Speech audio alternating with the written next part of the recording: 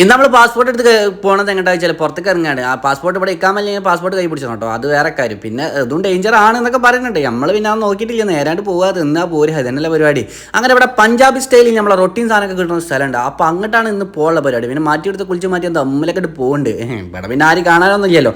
അങ്ങനെ ഇവിടെ ഒരുപാടുണ്ട്, മട്ടൺ ഉണ്ട്, ചിക്കൻ ഉണ്ട്, കുറുമ്പുണ്ട്, അങ്ങനെ കുറേ ഐറ്റംസ് ഉണ്ട്. അങ്ങനെ ഞാൻ ചിക്കൻ തന്നെ എടുത്തു കേട്ടോ. പിന്നെ മട്ടൻ പറഞ്ഞാൽ എനിക്ക് വലിയ വല്ലാതെ എനിക്ക് ഇഷ്ടമല്ല. പിന്നെ ഉള്ള കാര്യം പിന്നെ ഇവിടുത്തെ റൊട്ടി എന്ന് പറഞ്ഞാൽ ആനവൽപ്പുള്ള റൊട്ടിയാണ് മക്കളെ. ഈ ചിക്കൻ കറി എന്ന് പറഞ്ഞ ഒരു രക്ഷയില്ലാത്ത കറി, അതിക്കൊരു സലാഡ്. ഈ റൊട്ടി പറഞ്ഞാൽ രണ്ടാൾക്ക് മൂന്നാൾക്ക് തിന്നാനുള്ള റൊട്ടി ഉണ്ട്, അമ്മാരി റൊട്ടി കേട്ടോ. പിന്നെ ഞാനങ്ങോട്ട് വാരി വലിച്ച ആ ചിക്കനും കൂട്ടിയായിട്ട് തിന്നു. എൻ്റെ മക്കളെ ഒരു രക്ഷയില്ലാത്ത മുതൽ എന്ന് പറഞ്ഞാൽ ഒരു രക്ഷയില്ല കേട്ടോ. നല്ല ടേസ്റ്റാണ്, എനിക്ക് ഭയങ്കരമായിട്ട് ഇഷ്ടപ്പെട്ടു. ഞാൻ വാരി വലിച്ച് തിന്നുന്നുണ്ടല്ലോ നിങ്ങൾ. അങ്ങനെ ഏതായാലും റൊട്ടി ഞാൻ മൊത്തം തീർക്കാൻ കഴിയുമെന്ന് വിചാരിച്ച് ഇങ്ങനെ തിന്നുന്നുണ്ട്. കാരണം ആ റൊട്ടിയാണ് തിന്നതിൻ്റെ ശേഷം പള്ളകട് ദമ്മായി, അത്രയും വലിപ്പമുണ്ട് ആ റൊട്ടിന്ന്. പിന്നെ അവിടുത്തെ കക്കേരി പറഞ്ഞാൽ അങ്ങനത്തെ ചെറിയ കക്കേരി കേട്ടോ. ഇതിൻ്റെ മോനെ ടേസ്റ്റ് 7 റിയാലായിട്ടുള്ളൂ. നല്ല അടിപൊളി ഫുഡ്, ഒരു രക്ഷയില്ലാത്ത